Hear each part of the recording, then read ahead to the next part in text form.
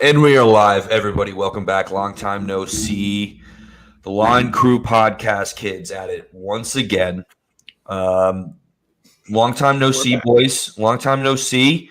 I'm your host, Billy Smokes, along with my co-host, Joseph Artuso, a.k.a. the Colossus of Conolingus.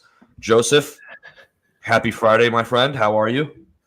I'm doing pretty good, my boy. How about yourself, my man? Doing pretty good. Do you like that? Do you like that Conolingus pseudonym I gave you? I did. I'll ride with that. Yeah, Joey has a tornado for a tongue. So Yeah. ladies, don't hit him up. He is taken, unfortunately. All I gotta say too is Will's at a doctor's appointment today, aka the Dr. Pepper. So Dr. Pepper, I'm at the appointment with all 23 flavors, motherfucker. So Go ahead and fuck yourself. But I forgot what we were even talking about for a second there. But we're talking about Champions League and Game Week 4 best bets and predictions, Joseph. Champions League group stages, group draws, groups just came out. 2 days ago or yesterday, I believe, one of the 2 days. Yesterday, sorry. And there isn't, Joseph, my initial thoughts, like there isn't really any group that stands out. This weirdly feels like a weaker Champions League to me. I don't know why. It just kind of feels nothing really spectacular. Except the Barcelona, Bayern Munich, and Inter Milan group, along with poor old, I don't even know how to pronounce their team, would pronounce that name, but they're a Czech team. They're from Czechoslovakia. They're just a bunch of Scandinavians, man, trying to play some soccer. So they're there for a good time, not a long time. But Joseph, what are your initial thoughts on this group draw, and who do you like? Who do you don't like? What group are you looking at here? Well, so looking at it at a very first glance, Group A obviously catches your eye just because the lack of form for Liverpool, followed by Napoli, Rangers, and Ajax, all three of them being quality Champions League squads. Quality fans as well, and also very hard stadiums to go to and put in a winning away performance, especially in the form that we're in, like you just said. Not to mention, too, the lack of Liverpool transfers, along with squad depth, is going to cause for an interesting scene here, just because all three of those teams are going to view Champions League as the end-all, be-all of their season. Mm-hmm. Specifically Rangers, just because of the run they had in Europa last year. Yeah. And now that they're in with the big boys this year, I just really think that they're going to be a squad that's going to want to try to prove themselves. Mm-hmm. And so I look at Group A as something to watch out for, but also my sleeper group here for you, William. Brilliant. And this is more of just like a, hey, don't be shocked if some weird shit starts going on in this group. I'm going to give it to the Tottenham group. Just because Tottenham is known to boof it in Champions League. And especially with Conte. Especially Conte himself. He is a serial boofer in the Champions League. And I'm not saying that Tottenham won't get out of the group. I'm also just saying Marseille and Sporting potentially might end up getting Cristiano Ronaldo by the end of this. That's what the grapevine. My sources are telling me that exact same thing as well, Joseph. And Cristiano Ronaldo does not get out. Is always out of the group stage. Like, he will always get his team out of the group stage. Dude, Armageddon will come sooner than the day that Cristiano Ronaldo does not get out of the group stage of the Champions League. And so then I'm just throwing it out there. I know all our Spurs fans, all two of them that follow us, are probably going to be so loving it. But I just look at this as one of those groups where there's going to be so much pressure on Tottenham to just dominate that they might falter. And if they don't get first in their group, a second place finish in a group like that will really be a detriment to them, because when you look at like the rest of the groups out here, all of the 1A teams are going to be the first seed. I do not see Bayern or City or PSG or Real Madrid or even a Chelsea or AC Milan or a Liverpool or an Ajax not finishing first in their groups. Mm-hmm. So I just see Tottenham potentially, even if they do get out of the group, which I think that they will, they'll give themselves such a hard path because they're just known bottlers of the Champions League. Yeah, and also that group is low-key quality as well. I mean, Marseille is not an easy place to go to. Those fans are fucking ravenous. Frankfurt, I mean, they're just coming off a pretty good Europa League season as well. They won the Europa, actually, so their expectations have never been higher as a fan base. So that stadium is no easy place to go to as well. And also Lisbon, like you just said, might get Cristiano Ronaldo. Fans at these away games, especially when we're talking about Tottenham, is a major contributor to how the home team performs. And I think Tottenham, for these Tottenham players, going to Marseille is probably such a weird fixture to them, even though like they've expected this. But like as a player coming from the Premier League, like going away to Marseille, like for me, like just the vibes would be off, and it would just kind of be like a weird place to play. And then Frankfurt as well, like they're just going to be like they have really weird banners in the crowd. Like there's a banner of a gun being held up to a Nazi, and like it's just weird stuff going on at all these stadiums. But yeah, the Liverpool group is interesting. Like what you and I were talking about before, it's going to be tough for us without this lack of depth.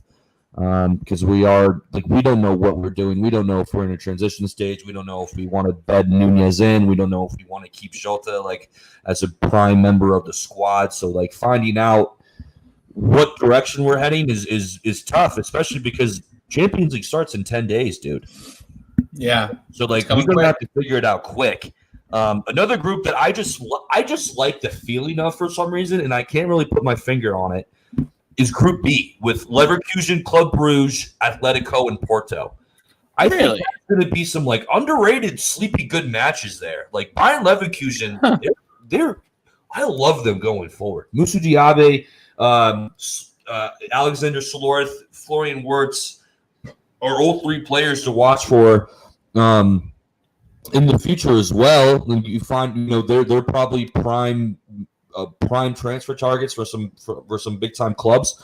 And also I like Group F as well. I like Group F. RB Leipzig and Real Madrid should be a really good game. And then also Celtic coming back. If you want to talk about a crazy stadium, you have to fucking bring the Scottish clubs need to come in that discussion as well, because Celtic is fucking bonkers. Group H, Juve and PSG. I think that could be probably one of the more overrated group games. I just you're think eating the mic a little, mate. What? You're eating your mic a little bit. Oh, okay. All right. No, see, Kyle, it's not that easy. It's not that easy to not do that. I think it's gonna be an overrated match. I think Allegri will just try to kill that game off against PSG. So I think that game will have a lot of spectacle around it, but end up just being like a 1-0 PSG victory. Yeah, City should just fucking fly by that group. As well, and also I like your take on Tottenham, and also Group G looks like that Group G will definitely be interesting. Group C, I'm sorry, with Barcelona and Bayern Munich. I apologize. I'm on that group. Like I said before, I feel so bad for that Czech team, dude. I feel so bad for them. I think it was Jesse who sent the picture in the group chat, and it was just the picture of the pre-porno movie of the three big brolic black dudes just looking at this innocent 100-pound-year-old 18-year-old girl like a snack, and that's exactly what this group is like. But no, I'm excited. Champions League is always a good time. It just feels a little bit weaker for me for some reason. I don't know why. Yeah, I just. The only thing that I could think of that might make it feel a little bit weaker is there's no strong Italian team that just stands out to you this year. You know? Both the are in there, but like they're not the height of their powers. And neither is Juve. Yeah. And then on top of it too, I think just the quality of the German league has gone up in one sense, but in another sense, when you have 5 German teams in the Champions League, when we usually have 5 English teams in the Champions League, or 4. well, no, but usually whoever wins Europa is in Champions League, and it's rarely a German team. And I just feel like if like Manchester United, for instance, was in that group D, and it was Manchester United, Tottenham, Sporting, and Olympique Marseille, or an Arsenal or something, because they won Europa, Then I think it would be a really serious. Yeah, because you would have an English derby practically with either team, because Tottenham and Man U hate each other, and obviously it's North London derby with Tottenham and Arsenal. A North London derby in the group stage of the Champions League would be legendary, though. It would be. It would be. That would be some serious shithousery. But what about a finals prediction? Because I got mine at the top of my dome. What about you, Joseph? I got one. It's a little bit out there, but if you want, I can go first with mine. Go ahead. So I really like a Manchester City Bayern Munich final, where Bayern Munich beats Manchester City. So, for the sake of us not being exactly the same, because we were exactly the same. Yeah, exactly the same. Shit, man. I can give you another one. I'll give you another one. I'll give you Bayern Munich, Real Madrid. Okay. I was about to say Real Madrid, the Champions League finals, never that far. Like, it's not that weird of a shout. Yeah. You know, though, I really like Manchester City this year in Champions League just because of Haaland. Just because he's going to be such a force, and they're not even going to have to play him in all of the Premier League games because, honestly, like, they don't even need him. And so I just think that he's going to be unbelievable. Yeah, he might. Yeah, he might get a hat trick in a couple of these group stage games for sure. Maybe against Sevilla. I can't see that. Was it Copenhagen? Yeah, Copenhagen's fucking. Copenhagen's done for. But all right, Joseph. Any other Champions League tidbits? No, but I gotta help Stella. Her ball rolled underneath a couch. Wait 1 second. Oh, Stella. This is the content that you come here for. Okay. You come here for cute doggo content, and Stella is a 12 out of 10 good girl that deserves all the boops in the world. Everyone here, wait 1 second. Let the line crew family. That's Stella. Stella, say hi. She has her pretty pink harness. Wait, Joey, ask Stella, who do you like in coming out of Group C? Who do you like, Stella, coming out of Group C? Anyone? Anyone specific? That sniff sounded like Barcelona, Joey. Okay, Stella. So you're going Barcelona in the final? Yeah. Okay, she just confirmed with me her pick. She said Barcelona in the final. Bro, we should actually do like a gambling thing with Stella and like have her like choose like a ball for a corresponding team, and like which ball she goes for is what team we pick. If we go under 500 again this week, we should legitimately have Stella. We might have to do it. Actually, speaking of going under 500, do you want to read the creed? Let's read a creed real quick. Let's read the creed before we get into the picks, because I have the creed pulled up and we can read it simultaneously. We probably should have practiced this before we start the live podcast, but we're just gonna fucking go for it, Joseph, because we are game transcenders. We are pioneers. We want it more than the rest of you do. We take risks. We are the Elon Musks of the podcast game. I'm married to this game. I'm married to it. I will never stop. I will never get divorced. I still got 35 weeks to keep gambling. Yeah, dude. I made the game sign a prenup. Now we're here. All right. So are we reading this creed? We should read the creed. On the count 3, 2, 1, we'll begin. Okay. All right. Are you ready? Okay. I'm ready. 3, 2, 1, begin. The day is always darkest before before the dawn. I owe it to I myself owe it to myself and my and brother my brothers not to put not to 50 put 50 on that money line. mother line, John. From here on out, I will be more Be precise, more and precise caring and caring with my my betting. betting. No more frivolous, No more fuzzy woozy woozies and forgetting. I will hold I will my hold brothers my brothers accountable accountable as as they I I will not forget where forget where I started. started. For if you For do if you do enjoy a nice slice of humble pie, be wary when when you gamble on thy thy prem. prem. For if you For do, if you do, you need to you be need to ready be ready for the for show. Shem. I need to be better. From here on out, I will see clear, hear better, and be more pure. no more betting. No more betting on games that I am unsure. I smoke. State your dumbass. Oh, Joe. Do promise my brothers My brothers and and thyself. myself, For I I am a part of something something greater than myself. myself. Joseph, that was brilliant, mate. I'm in it. I'm in it now. Throw that fucking board up, Joseph. Let's get picking. All right.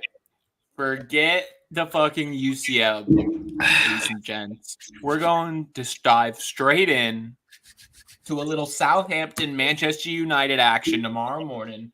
Yep. We got Manchester United as the favorites coming off of their win against Liverpool. Mhm. William, I personally love Manchester United in this money line. I think that Ten Hag, now that the Ronaldo saga is coming to an end, he's bringing in his guys.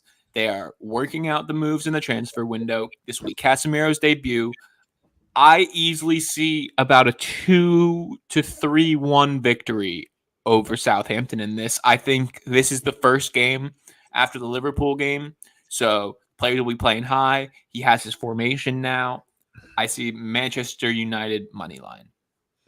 Yeah, Joseph, you don't understand how bad I want to disagree with you. I want to disagree with you really badly because I hate Manchester United with a burning passion. And their Manchester United Twitter has probably been, excuse me, that's 4, I believe. It's probably been one of the darkest places I've been to since a while. Since I was born, because I was pretty dark inside my mother. But I think Manchester United is the safe pick here. I think it's the good pick. I think, like you just said, Casemiro coming into the squad now, Ten Hag breathing off of that confidence that they got from the Liverpool win, the comprehensive Liverpool win. I mean, I said it before and I'll say it again. They kicked our ass from start to finish. And I think they're feeling good. And I think Ronaldo, that's finally being put to bed. I think Manchester United can definitely come out of the shadows and finally start playing some actual football. I think this game will be another comprehensive Manchester United victory. Although there is a very large part of me that wants to take Southampton purely out of spite and purely because I still think there's a chance it could be the old Manchester United and just bottle it the very next week coming off a big win. But for all the reasons you said and all the reasons I agreed with you, I think Manchester United get over the line here, and money line's a good shout. Man, Okay, so we're both going Manchester United money line. We'll probably regret that tomorrow morning, knowing how the Prem's going. Honestly, yeah. I mean, knock on wood, dude. But listen, we said the creed, Joseph. So from here on out, I mean, also, I look at it this way, mate. Southampton's one of those teams. They had their 1 month, like they win like 1 to 2 games a month max, and they've already had a draw and a win this month. There's no way they get more than 4 points a month. You know? see, people, this is what I'm fucking talking about right here. This is what I'm talking about, people. Joseph the Mush Artuso, when he says there's no way, you fade It's him. gonna happen. Yeah, fade me. But everything that we just said, fade that. Take Southampton. Yeah. I'm still taking Man U, but the listeners should take Southampton. We're gonna fade ourselves because Che Adams is probably gonna score the 2 most delicious goals you've ever seen in your entire life. And Will hates him, by the way. I hate Shea Adams with a burning passion. Because he Speaking of guys that William doesn't hate, though, oh, let's move on to your boys. I'm pretty pissed off. With him. Let's think happy thoughts, William. No more of this. Let's fade ourselves, even though everyone in our listening audience should. Let's talk about a little Liverpool Bournemouth action. Do you think that this is the week that your boys finally turn it on? Because I personally still do not trust them at -2.5. What about you? Not at -2.5. No. I think there is no reason why there should be that much confidence in this Liverpool team. I think that line is highly inflated. That doesn't mean I'm going to take Bournemouth, though. I'm not going to bet against Liverpool. But yeah, -2.5. That's a lot for us to win by 3, even though it's against the worst team in the league. We look like the worst team in the league. I mean, we're like this game could very easily end up in a draw, and I'm going to take Liverpool minus the 2.5 just because I think that if there is a game that we turn on, it would be this one, and we still have the ability to do it. It's at Anfield. It's at Anfield, exactly. That's my next point. It's at Anfield. We really need a fucking win just to calm everybody down. So I think -2.5. It's -2.5, correct? Yeah, -2.5. Yeah. I like that, but I still think it's a little bit overinflated. But like, I mean, what else are you going to pick in this game? Well, so that You know was what I my whole thing. Is when I went to go pick this game, kind of sat there for a second. Liverpool -925 is just ridiculous. Ridiculous. But That's not even I a was thinking, parlay leg either. and so I think my whole strategy on this game is going to be, I'm gonna.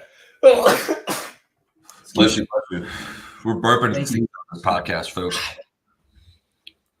I'm gonna take Liverpool -925 as my I want a free win this weekend bet. And I'm gonna write it down as my free win this weekend bet. But if you don't take Bournemouth plus 105 at 2.5 goals to have Liverpool win by 3, I think you're sleeping. Even a 3-1 Liverpool win would be a resounding win, and you'd still win your bet. Mm-hmm. So I just think that this is one of those games where also Liverpool going to be coming into one of these situations now where Champions League is 10 days away. There's a midweek game this week coming up for all the Premier League. So it's going to be a 3 games in a week type of situation coming up here. Liverpool will probably rotate the squad a little bit. I think the midfield's going to get a complete turnover after last week. I think Carl Vahal. Guys, we don't have enough guys to do a complete turnover. Well, but even just Milner will never start another game. You should be off the team. Don't get me started on James Milner. Please don't. I think Harvey Elliott's a little bit still too green to really be taking on those. Perfect game for him, though. You know what I mean? Like, Well, this is a perfect game for him to start, and like this is also the perfect. a little bit more brown than green. Get some games under his belt. This is also the perfect game though for Fabinho and Carl Vahal to come in and try to, reinvigorate. Because I didn't really think that Hendo was the issue last week. I thought it was the other two. I think it was. I'll disagree with you on that one. I definitely think that Fabinho gets the nod. I think one of Henderson has to. Like, there's no way James Milner starts again. Henderson has to be in there. And then it's going to come down to Fabio or Harvey and see which one of those two start. But if I was picking a squad, if I was picking this midfield, I would go with Fabinho at the 6, Henderson and Fabio at the 8s. Because Henderson Henderson and Fabinho can still cover Trent when Trent goes forward. I just think there just needs to be a sense of continuity in the squad and trying to find that perfect, almost stopgap midfield until we get some more bodies healthy. So I think it's going to be Fabio, Hendo, and Fabinho as a starting midfield. I mean, because like that one we haven't tried yet, like starting out the game with. So there needs to be some sort of change, right? Like There has to be. there has If to there be isn't- some sort of rotation there. If there isn't, Klopp is dangerously getting towards some territory where, you know, he'll lose the locker room. Yeah, Because Yeah. I mean, Salah isn't gonna want to be sticking around knowing that he's just signed a contract to have a shit squad. mm-hmm. And The same squad with though, like they're just it's all up top. It's all between the ears. It's all between the ears. but that's massive, mate. It's all That's between one of the biggest. That's one of the biggest things in the game, though. You know, you look at David Moyes right now. West Ham are just like you guys. They have one of the most talented squads in the entire Premier League, and they added more talent. And you'd think that they would have gotten better, but you know, it's an interesting game like that. You know, I mean, because then you look at the other teams that have been around and playing with each other for so long. Like, I mean, you look at like a Brentford or a City. Brighton. We have the same core guys that have been there for. Yeah. I mean, And Kyle same with Walker, Newcastle even. Bernardo Silva, like John Stones, even those, and you can go Yeah. on. And like there's the continuity remains. The players remain the same. Like nothing has changed for this Liverpool team. It's just like it's all between the years. Well, I definitely think the hangover from last year of getting so close to two of the bigger trophies that we wanted to win. Like, yeah, we won the cup final and we won the FA Cup final, yada yada yada, whatever. But I just think that, and I said this before the season started, and this is my last thing I'll say on Liverpool, and we can move on. Us doing the parade the day after we lost the Champions League final for the FA Cup final that we won. For us to do the parade, that must have been so fucking weird mentally for the players to wrap their heads around and be like, wait, what? And I just think that that mix of emotions that was so hard to deal with, and the hangover from being so fucking close yet again and coming up short, it's just like it's starting to mentally wear on these guys. And I think that obviously there is some physical hindrances. Some guys just aren't fit, and they just have to get fit. But we'll see, man. And I definitely think if there's a game that Liverpool turns it on, it's going to be this one. So I will say too, though, like I feel like it's slept on a lot, just because, I mean, Liverpool fans are right to be like giddy and happy about the guys that they still have, but like your guys are getting older. mm-hmm. It's something that can't be stated enough, and I think it gets slept on Liverpool Twitter and on like the big six type of shows. You know, Liverpool's an old squad, Mm-hmm. and Mm-hmm.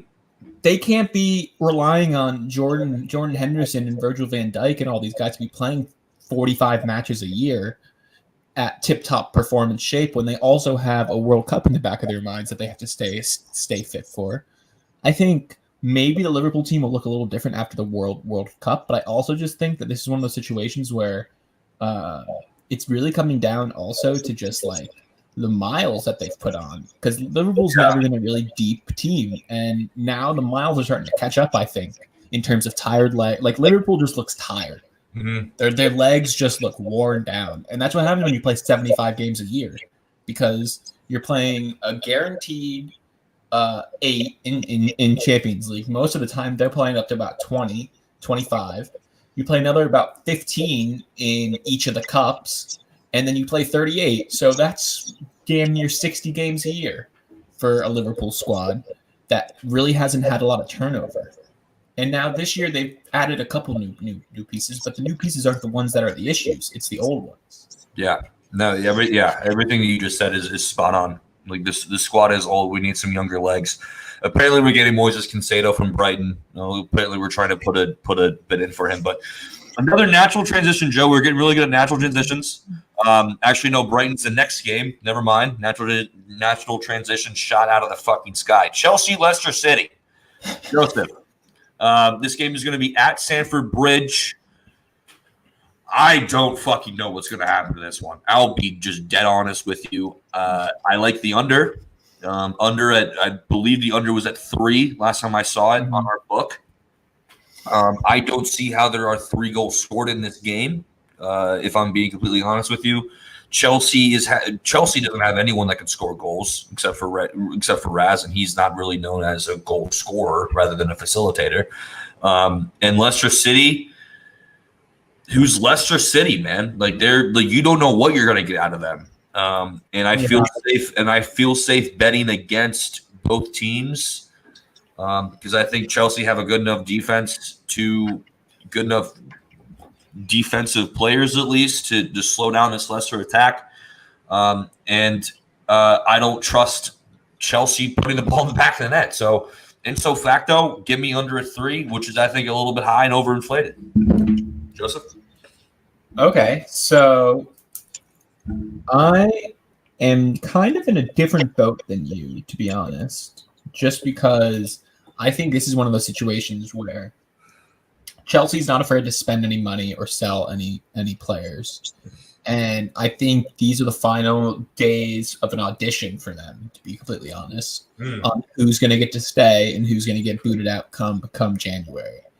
Because Bowley has really put his money where his mouth is recently.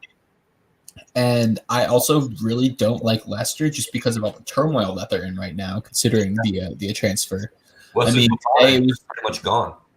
Yeah, it was just announced today that Fofana and Leicester agreed on terms with Chelsea. Now it's down to Chelsea and Fofana to be agreeing. So I look at that as a huge hole in Leicester, and then on top of it too, I look at Chelsea as a team with their back up against the wall after last week. I mean, they got thoroughly embarrassed by a Leeds. And granted, Leeds is a good team, but I think Leicester is not a good team. Leicester has had some serious hiccups on the road recently. I mean, they've given up 2-goal leads left and right against really subpar average teams. I mean, I could be wrong. I don't quite remember. But I want to say they gave up a 2-goal lead to Southampton and who? Brentford, wasn't it? I believe so, yeah. And they lost the Brentford game. They ended up drawing. They drew Brentford, and I think they lost Southampton. Oh, okay. Am I right?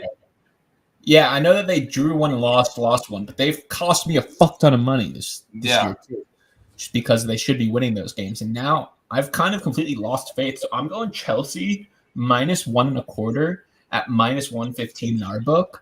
Just because I really like the idea of Chelsea getting a little bit more deeper into the season. They're going to get a little more confidence in the fact that Tuchel's tactics are either going to work or they're not. And I think that they are going to work against smaller teams. I think that's the main thing that Tuchel's going to have to rely on this year. Granted, Leeds might just turn into a superpower. The United States of Leeds, we can talk about that in a second. But when you look at this Chelsea squad, they're too big to fail.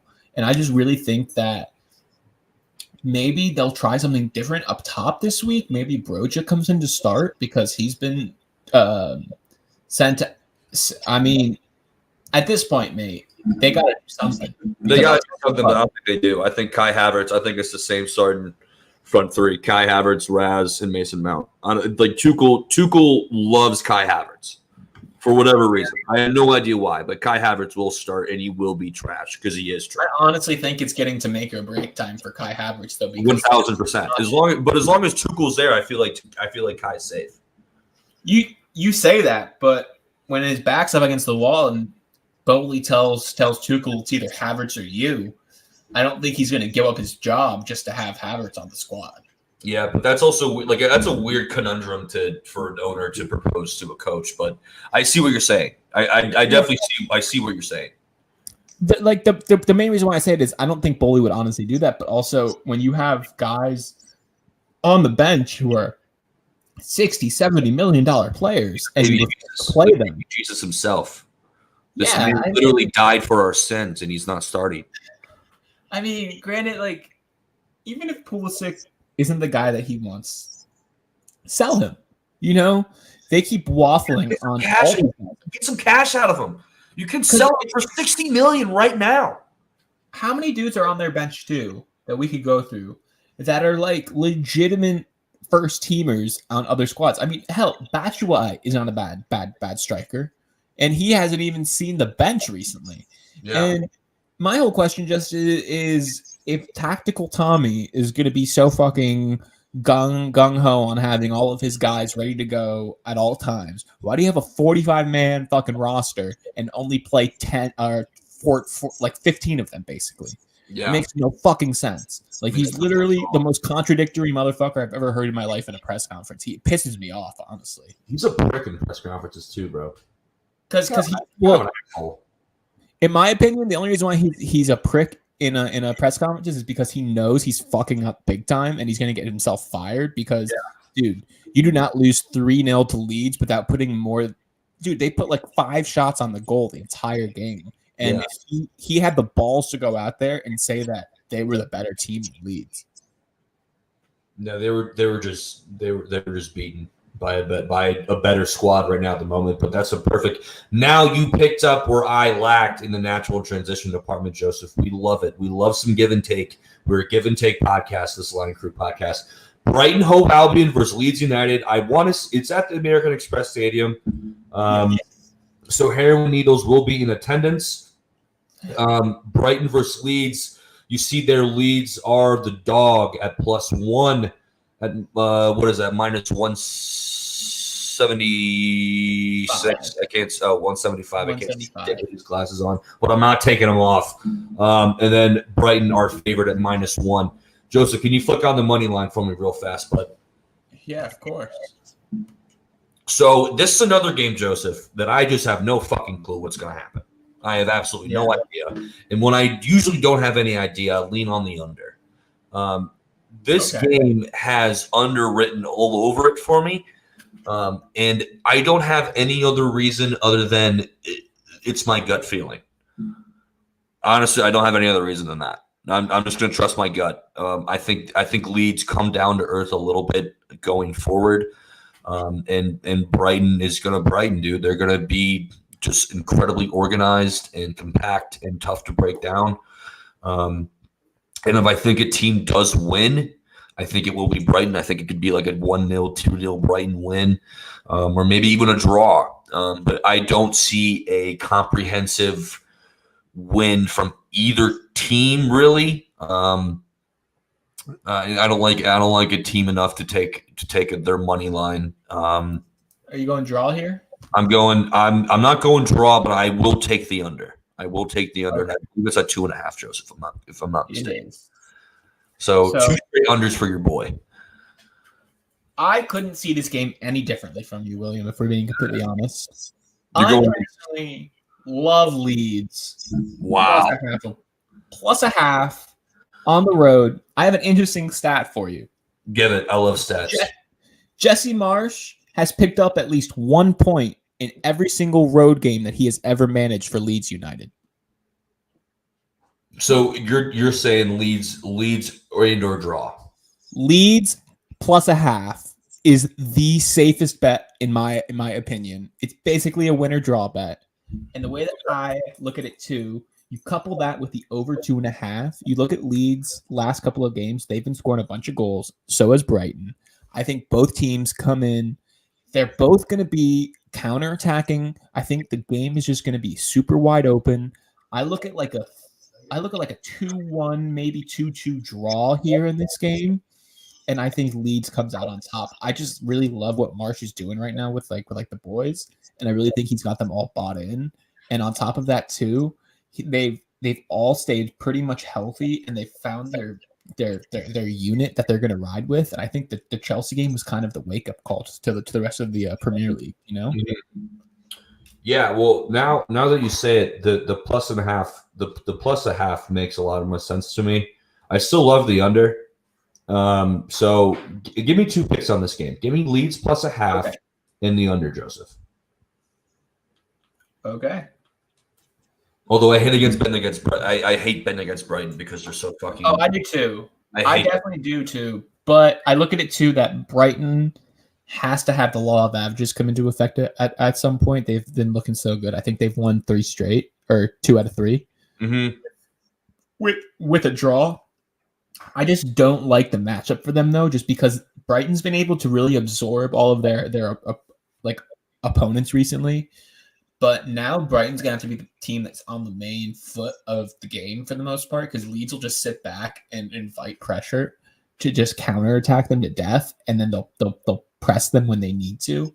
I just don't think that Brighton's experienced something like that recently. And I think Jesse Marsh really just has something good. And I just love Rodrigo right now. He's in such great form. Same with Aronson and Tyler Adams. All right, I was waiting for you to mention my boy. Oh, yeah. No, I mean, and then on top of it too, mate, you just look at the rest of the squad that they have. They don't really have very many drop-offs throughout the entire team. Like, it's a pretty well-rounded squad. I love Leeds in this game. Okay. All right. Yeah. No, Leeds, United States of America, plus a half in the under. You're not going on the under though. You're just taking Leeds plus a half. I'm taking Leeds plus a half and the over. And the over. Wow. Okay. Yeah. All right. All right. Well, I think it's I think it's a 3-goal game. Between Okay. the two teams. Okay. Okay. I disagree, but okay. You give me. I'm with you on Leeds plus a half though. Let's keep it rolling though, Joseph. Let's keep it rolling. Brentford versus your boys. Not The Toffees, the blue side of Merseyside, Joseph. I'll let you go first, and then I'm going to break your heart. So Because I know which way you're going to go. I know who you're going to bet on. I'm not even gonna go Everton this week, but I want you guys to look at what I'm doing right now. Look at all of the draw lists here for me real quick. You love this. He loves this. This makes him feel so sharp. 230 is the average about for Everton. The only game that's close is Leeds. Everyone else is hovering around 400.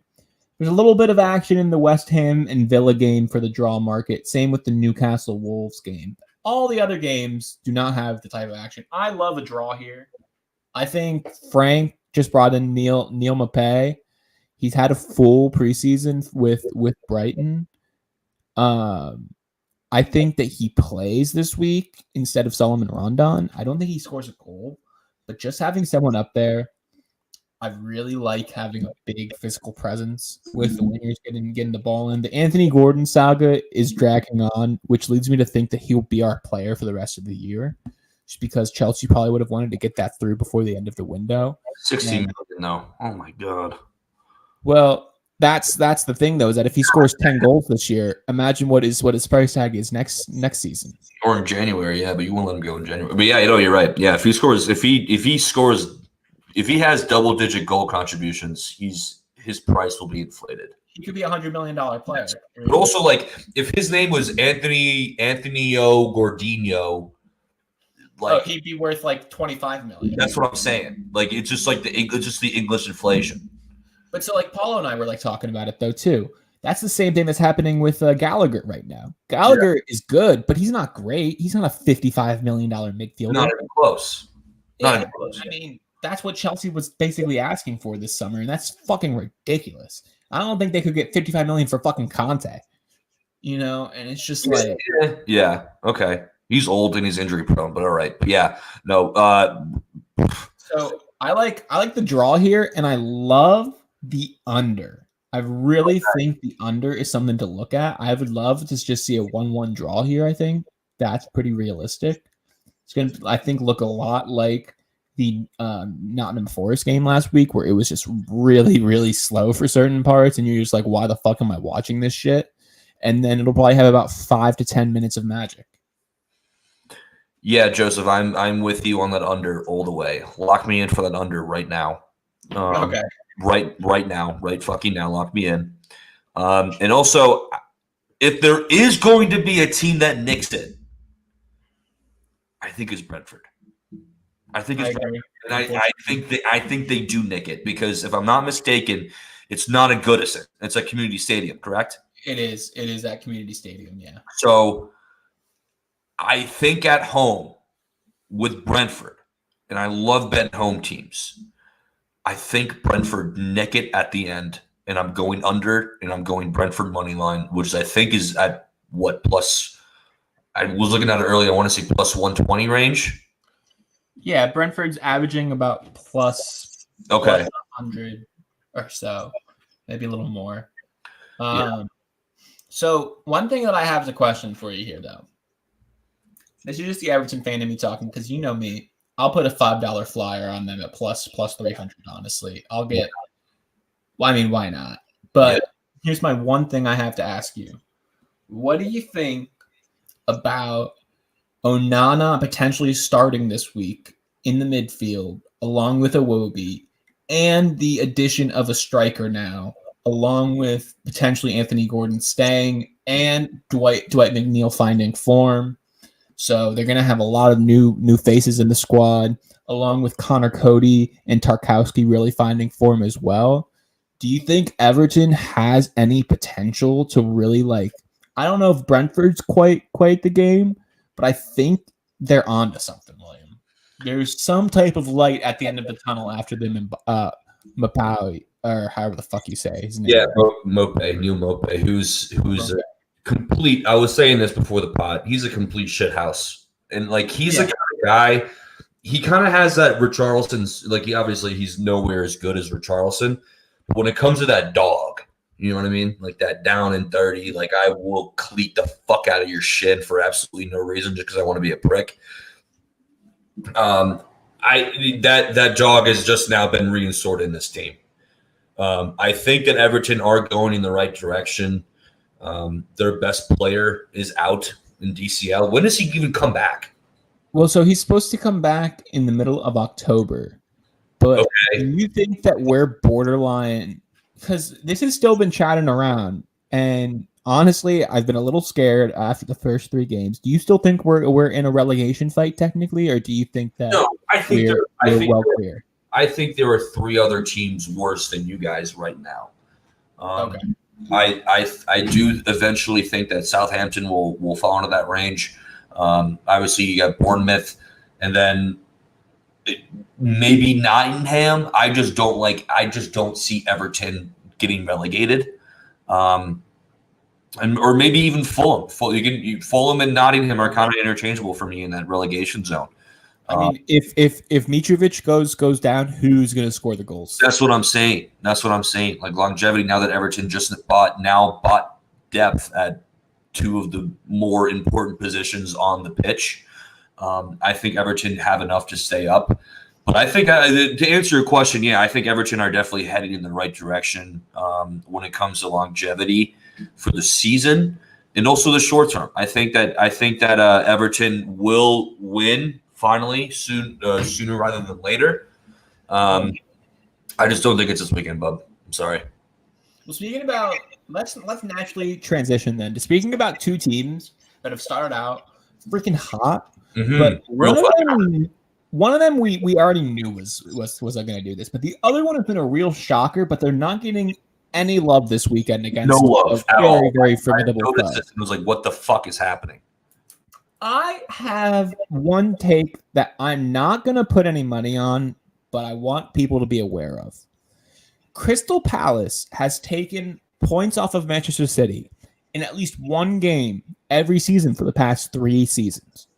I'm not saying it's going to be this weekend, folks, but also if you're an informed Crystal Palace team, why not this weekend? I'm not going to pick them. I personally have Manchester City -2 just because of the Newcastle game. However, if you're feeling frisky, you got an extra $15 because you hit some college football or something, and you're feeling frisky. I'm telling you right now, folks, at plus 1,500 for money line or plus 665 for draw, there is no shame in putting a $5 little bet down and not hitting it with the potential to win hundreds. There's absolutely no shame in that at all, Joseph. But this game is at the Etihad, correct?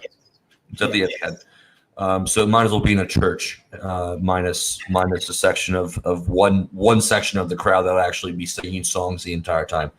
I do like that little stat when Crystal Palace takes points off of Man City at least one game out of the season. You're kind of that's the beauty of betting. You're just kind of betting on it's going to be this game.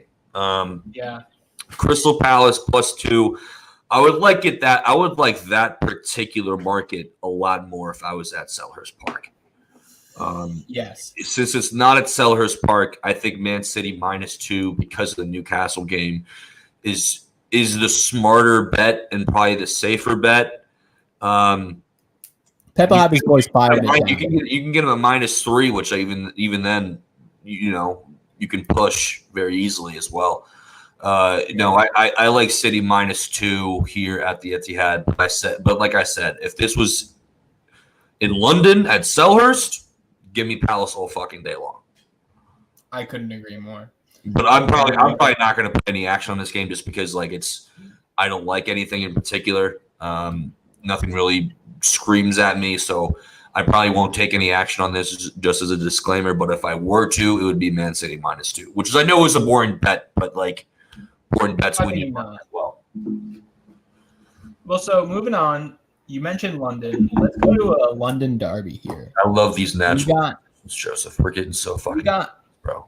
Arsenal taking on Fulham, Yep. and this game is weird to me now. Now, just hear me out for a second.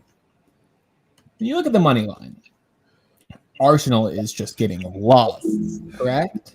As they should. They deserve the love. But when you look at this, dude, fuck, I would show them some love. They deserve it. They look great. but when you look at their spread, Vegas only has them 1.5. I think that is the easiest slam of the weekend. This is going to be my best bet of the day, William. Yep. I got Arsenal -1.5. No matter what the price is, you put 3 units on it. I don't know how many units you want to put on it, but I'm telling you right now, London Derby at Arsenal's home stadium. I'm drawing blanking on it. Emirates. At the Emirates. Sorry, Paulo. We got Arteta getting the boys prepared because now that the UCL draws out, I think after watching this whole documentary, he's such a man manager. Would not be shocked if he's telling the boys, you should be in the fucking Champions League. You boofed it last year. We need to fucking make sure that we're in that shit this year, let alone they are number 1 in the Premier League. This is the type of game that they could put a stamp on them firmly being in the title hunt. And I love Arsenal's mentality so far. I love that -1.5. Yeah, Joseph, they're starting to look. They're looking like a team that's really starting to smell blood in the water, aren't they? Like They are. Especially against these weaker sides. I think Arsenal is going to absolutely dominate. I to be completely honest with you, Arsenal -1.5 was also my best bet. I'm going to have to come up with another one now. Fucking Joseph, you prick.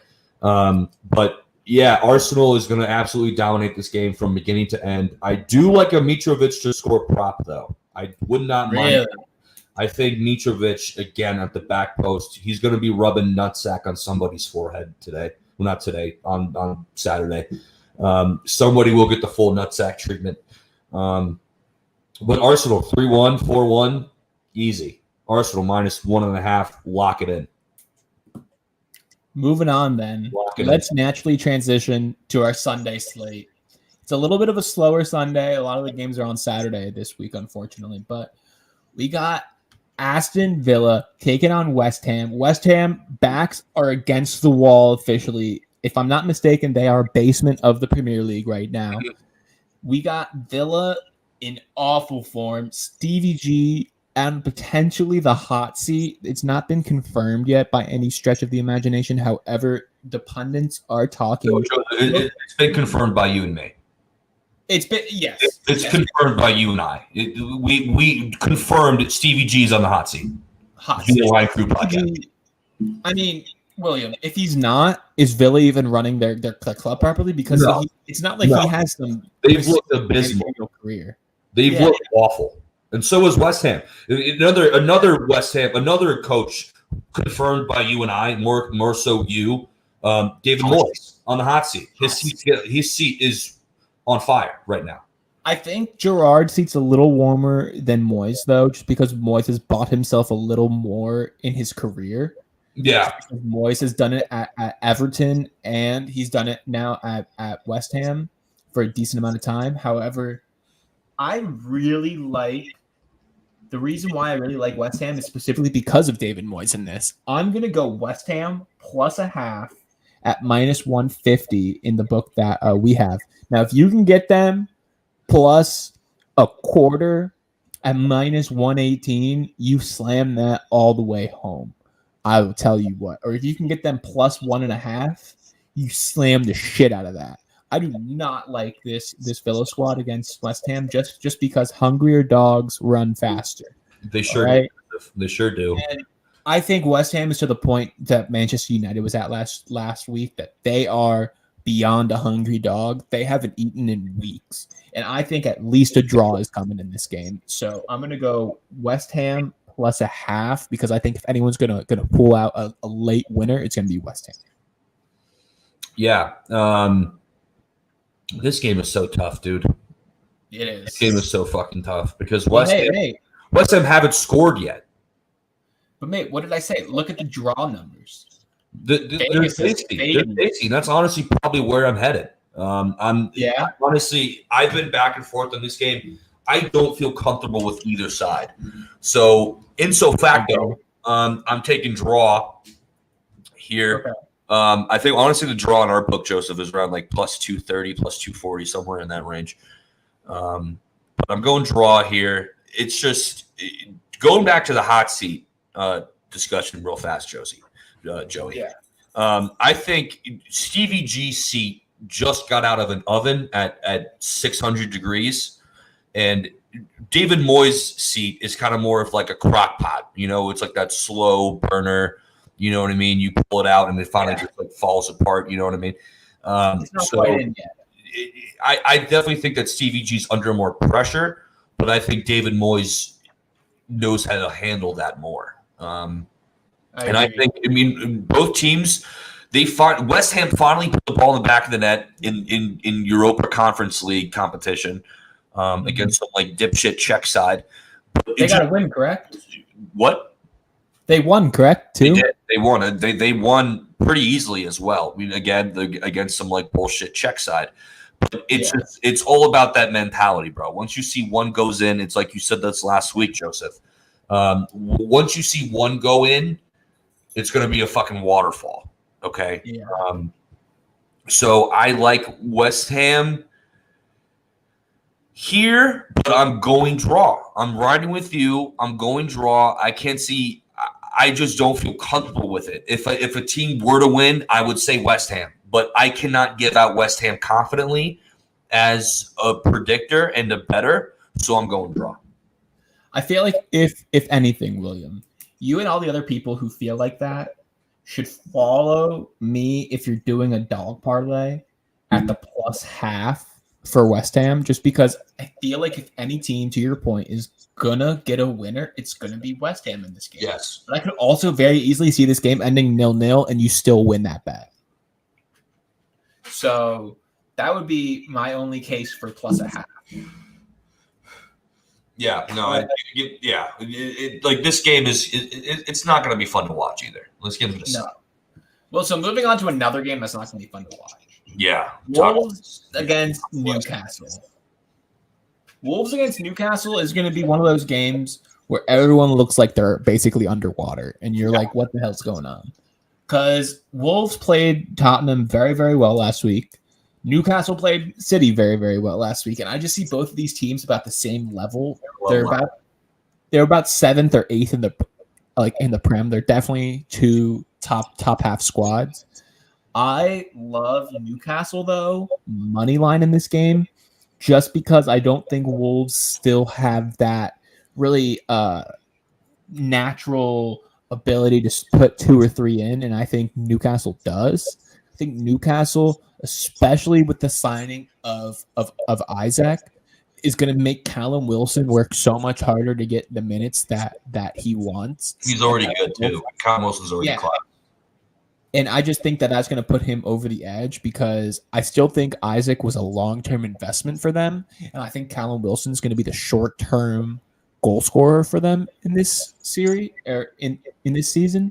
And I really like Newcastle as well because coming off of the Manchester City game, they probably feel on top of the world. And I think Wolves was very, very disappointed in their Tottenham game. But I also just don't think that Wolves, ever since Jimenez got his head injury, he just hasn't really been the same clinical striker. Mm-mm. And Hwang Hee-chan is coming off of a hamstring injury. Which I like a lot. I think he's a solid player. He's nasty. amazing. When he's healthy, Oh bro, my God. he's disgusting. Yeah, but he Very just flat has a bad handy right now. So I Yeah. like Newcastle in a late winner, and I love the over in this game. Wow. What is that, 2.5? I believe so. Yes, the over is 2 or 2.25. Is Quarter. the over Wow. in general. Okay. Yeah. Again, Joseph, there are 4 straight games that are just so tough to pick. I mean, like you just said though, like if there's one team, again, like if we're relying on like, oh, if there's one team, then they're gonna, But if it's the only way you can really look at this game. Like if there's one team that I can see winning this game, although I think this game is going to go under the total and maybe even a draw, like it would be Newcastle. It would have to be Newcastle money line. What's the spread again? What, -0.5? Yeah. Oh shit, money line. Sorry. You're good. A -1/4, or it's even. Even spread. Even spread. Okay. Yeah, man. So it's just a pick 'em. Yeah, give me Newcastle money line on this one. Yeah, I mean, even though it's at Molineux, I'm pretty sure it's at Molineux, isn't it, Joseph? it is. Okay. Yeah. Even then, I just like Newcastle keeping the ball rolling, literally, and they find a way. They just find a way. I mean, I think Alan St. Maxim gives Wolves nightmares. Yeah. I think Same I think on top of it. running on Ryan El Nuri. I mean, Yeah. The only thing that I do like though about the over in this game is just yeah, break that down for me. I don't see it. I don't see it. so I don't think it's going to be a pretty over. I think it's going to be a fucking slop fest over. But I genuinely think that Wolves gets at least 1 in this game because they've just been crying out for a goal recently. And at only 2, I think Newcastle finds a way to win this at about 2-1. And there's going to be about 3 goals scored in this just because I think Saint Maxim has just been unbelievable. And on top of it too, I think this new addition in the squad of Isaac is going to push Callum Wilson. I think it's also going to push Almiron and the other guys because Newcastle's now starting to show the ambition that we all thought that they had. And I think up until January, Eddie Howe is going to be working with what he's got at this point.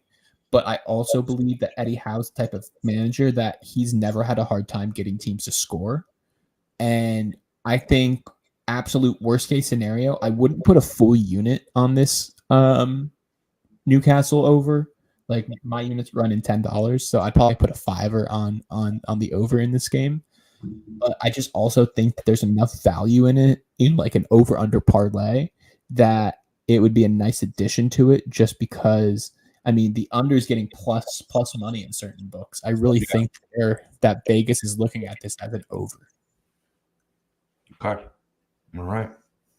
Well, So- I now that the plus money thing definitely makes a little bit of sense. You got to take Vegas into account, even with soccer. But I just something again, like in my gut, dude. Like this just screams like just a 1-0, 1-1 draw. Just like fucking. I love the analysis though. This game is going to look like the players are underwater. It's just going to look so slow, even though they have even though Pedro Neto and Saint Maximin with the Gucci fucking headband, they run at 1,000,000 miles an hour. But like it's just gonna look so slow and methodical and just like played in the midfield. Back and forth and back and it's never gonna get to take place in the final third. There's gonna be a lot of horizontal passing, a lot of pass backs. Like it's just gonna be kind of like I'm pretty sure one of us said it already. Like there aren't a lot of headlining games in this slate, but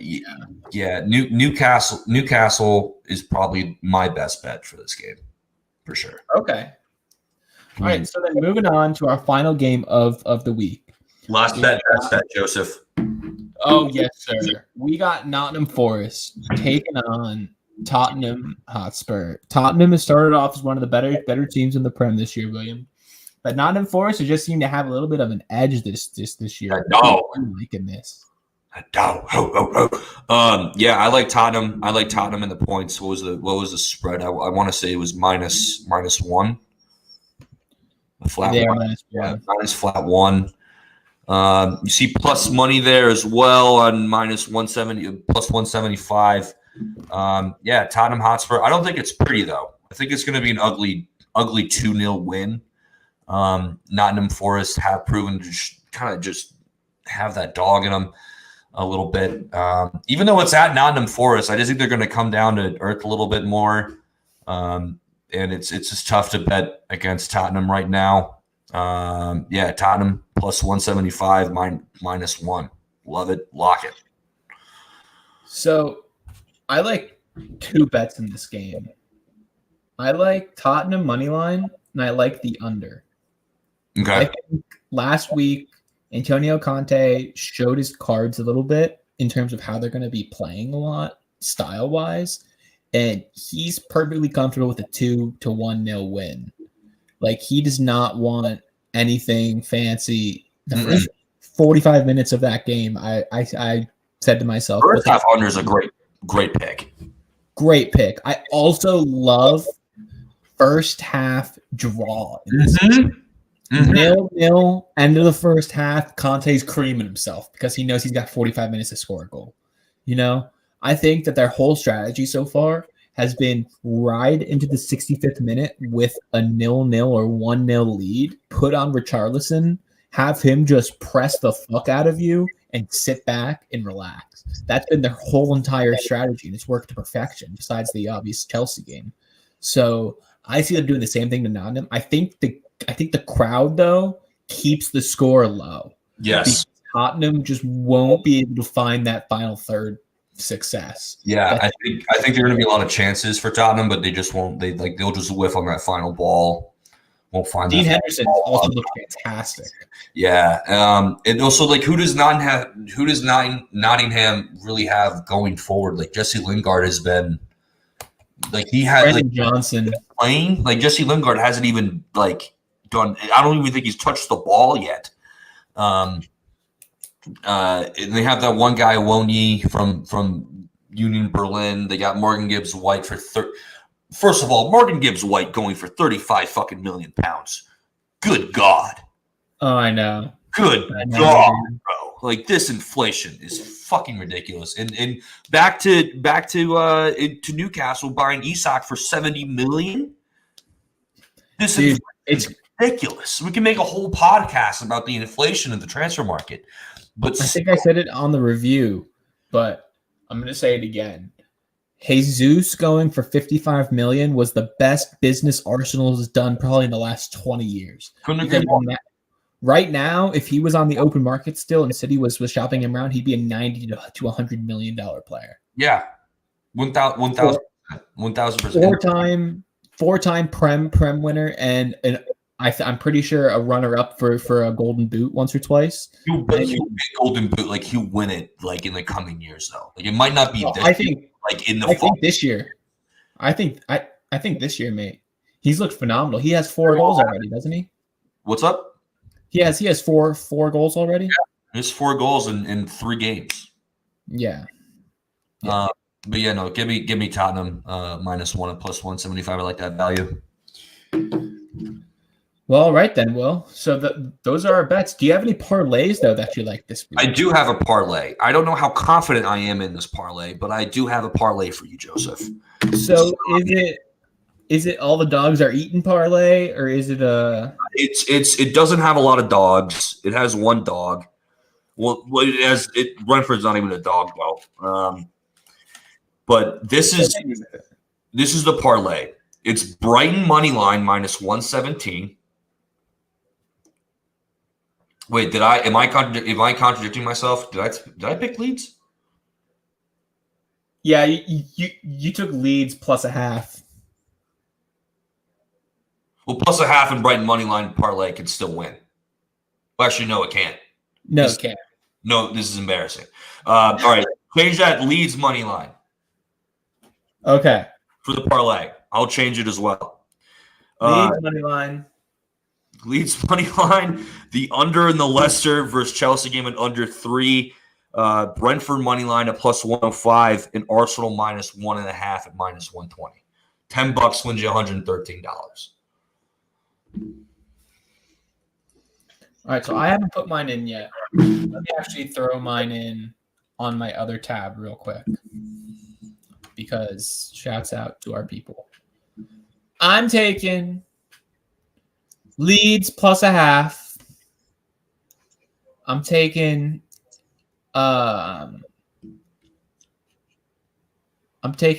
Chelsea money line minus 241.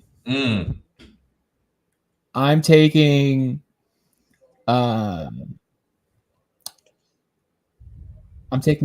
Arsenal minus 1.5. I'm taking Newcastle money line plus 167.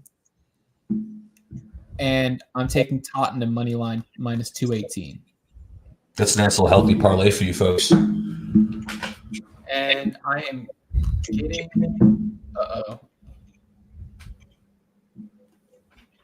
Oh, I didn't have it set up as a parlay on my book because I am. Yeah, well, when that happens. See, folks, this is the content that you guys come to see. Okay, is Joey and I being complete idiots under pressure? This is what you guys come here to see, and this is why we deliver it to you guys, because you guys need to see it, not only want to see it. And so right now I am loading it up. Thank you, William, for filling for me. You're so welcome, mate. You're so fucking welcome. So go over your picks one more time. Okay, so one more time. Shouts out to them people.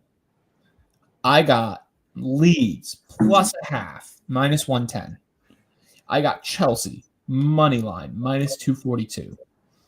I got Arsenal minus 1.5 minus 120. I have Newcastle money line plus 167. And I have Tottenham money line minus 218. $10 wins you what? 10 Dolores wins you $182. Folks, I mean that's almost $200 between the two of us. Come on now. What are you doing? Yeah. What are you fucking doing? Start paying attention. Listen to your mob boss brethren, William, with the sunglasses on. He's trying to tell you something, right? Pay attention, dude. Pay attention to what we're telling you guys, okay? We're literally giving you guys money. And yes, Joseph and I have been absolutely abysmal the first few weeks of the Prem. But you hear the fucking oath that we just delivered? You ain't losing when you say the oath. You're just not gonna fucking lose.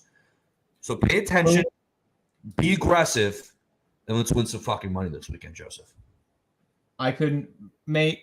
When we go 7-3 this week and win ourselves a cool little $100, maybe $200, everyone's gonna be looking at us like, God damn, I should listen to People those are gonna fucking be idiots. real fucking stupid if they didn't ride us this weekend. Okay, I know. that's what I'm saying here. Folks, at this point, you know what else you should do? If you really don't like us, fade us. Because if you would have faded us by now, you know how rich you'd be? You'd be if someone just faded every pick that we've given out, they're probably in the high 60s Easily. percentage. Maybe Yeah. even 70. Yeah, maybe even 72%. And if you're 72%, you're a professional gambler. You're a shark at that point. Yeah.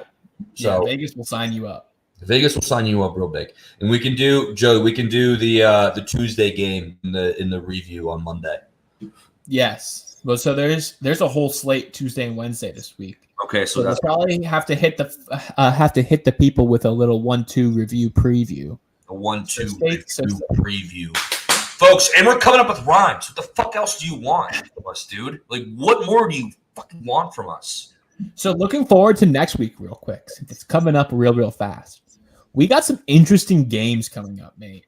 Because I think this one right here, prime time, Leeds versus Everton, a Tuesday afternoon, is going to be a fucking electric factory. By the time Malpe gets a couple training sessions in and Onana is going to be starting.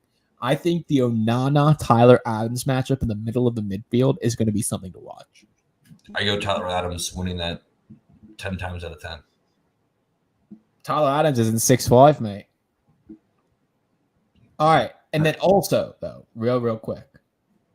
Look at this game right here, mate. Liverpool, Newcastle United. Think about it. I don't even want to think about it. Not even want to think That about it. is a tummy turner for you. We're at St. James Park as well. Yeah. So Stay tuned, folks. We'll be back. There's a bunch of there's so much more content coming at you guys in the coming weeks. We have a bunch of stuff planned on the podcast as well.